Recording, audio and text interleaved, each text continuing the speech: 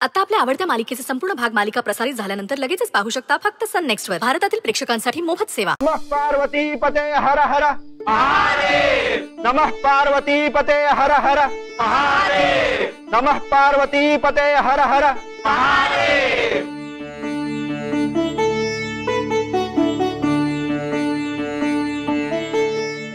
आता गावात बोंबाबोंब सुरू झालेली होती. बेताळीलो म्हणा. लोक जीव मुठीत घेऊन पळत सुटत होते. पळताना एकमेका सांगत होते, बेताळ नुसतो असो आगीसारखं पेटलेलो असा. त्याच्या डोळ्यातून कानातून नुसते आगीची आग बाहेर पडत होती. अरे त्यांना नुसतो जडो जरी उघडल्यांना तरी 4 झाडा जळान पडत होती. अरे अंग कसा नुसता लोखंडासारख्या तापून लाल झालेला होता. लोकांका असो प्रश्न पडलो, अरे हे का आवरायचा कसा?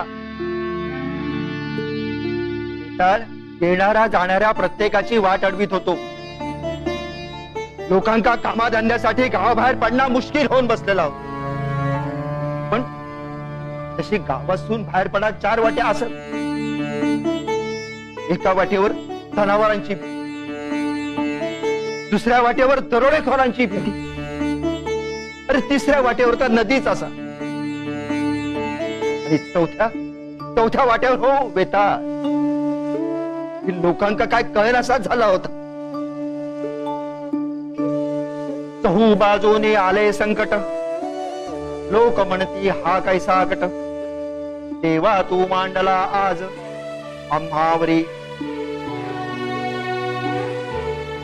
त्यामुळे झाला काय तर लोक उपाशी भराक लागले. गावाचो बाहेरच्या जगाशी असलेलो संपर्कच तुटलो. कोण आतसून बाहेर जायना आणि बाहेरसून कोणी आत येईना. आणि अशातच जाळ घडू नको होता ताच घडला. शेजारच्या गावात काही काळापूर्वी गेलेलो एक व्यापारी गडगंज संपत्ती जमवून आपल्या घरातल्यांच्या घटात ह्या गावाकडे येण्यासाठी निघालो होतो. घरची मंडळी वाट बघत असतली म्हणान तेचो जीव अगदी कातावलेलो होतो. ते का कधी एकदा घराकडे पोचतोय असा झालेला होता. त्याची बायको आणि त्याचा 3-4 वर्षाचो लेक चातकासारखी त्याची वाट बघत होतो. त्या व्यापारात गावावर इलेला ह्या संकट अजिबात माहित नाही होता.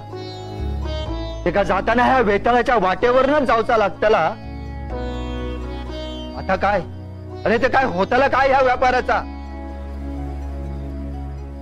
त्याची आणि त्याच्या बायका पोरांची भेट होतेली काय की वेताळ टेका पण अडवतलो.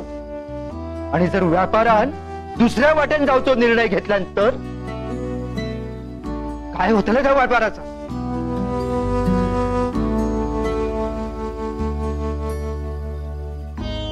भयकंपित लोक जाहले, इकडे तिकडे पळू लागले.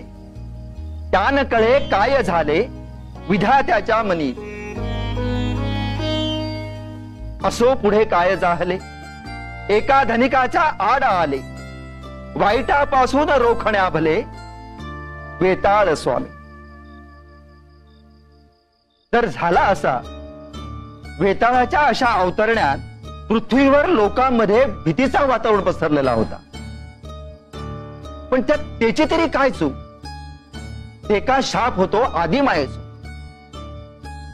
आणि उशापाची प्रचिती येण्यासाठी ते का वाट बघूची लागणार होती त्या सिद्ध पुरुषाची. तो ते का शिवस्वरूपात बदलणार होतो. पण तोपर्यंत ह्याचा उग्र रूप लोकांका सहन करूकच लागणार होता. आणि त्यात फसणार होतो तो व्यापारी.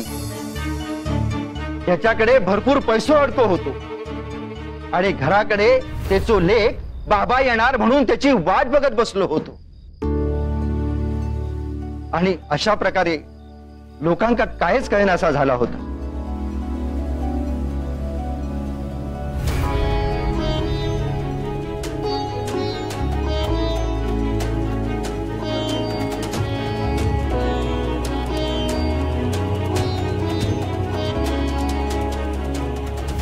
पुरे करते आता.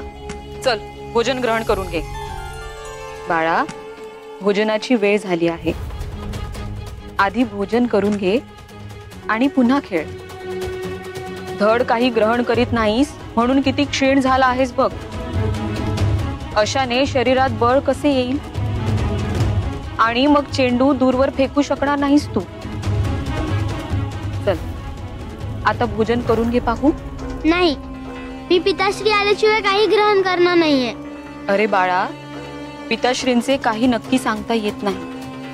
दूरचा प्रवास आहे आणि तुला कसे ज्ञात की पिताश्री आजच येणार आहेत ते? माझे मन सांगते की पिताश्री आज दिनच येणार आहेत आणि येताना माझ्यासाठी भरपूर काही घेऊन येणार आहेत. मी पिताश्री आल्याशिवाय काही ग्रहण करणार नाही म्हणजे नाही. तू काही माझे ऐकणार नाहीस. तुझे पिताश्री आले की त्यांच्याकडे तक्रार करणार आहे मी तुझी.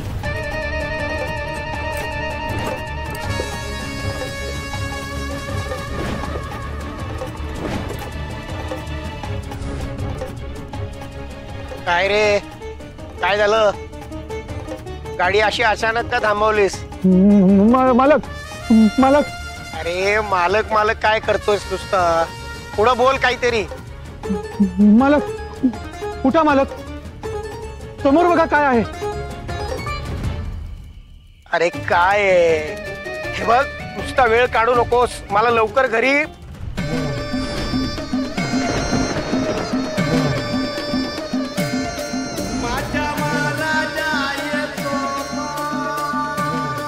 अरे अरे हे कुठल्या वाटेने आणलंयस मला? मालक नेहमीचीच वाट आहे. अरे अरे नेहमीचीच वाट आहे. मग हे काय आहे? कोण आहे हा? माहित नाही मालक, मी पण पहिल्यांदाच बघतोय. गाडी घेऊ का पुढे? अरे पुढे घेऊ काय पुढे घेऊ? याच्या तावडीत सापडलो तर इथेच आपली राख होऊन जाईल. जसे आला आहात तसेच्या तसे परत जा. या मार्गावरून मी कुणालाच पुढे जाऊ देणार नाही. एक पाऊल जरी पुढे टाकलं तर क्षणार्धात भस्मसात करून टाकेन मी.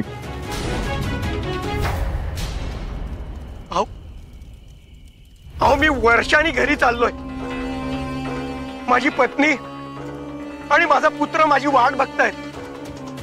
मी जर वेळेवर घरी नाही पोहोचलो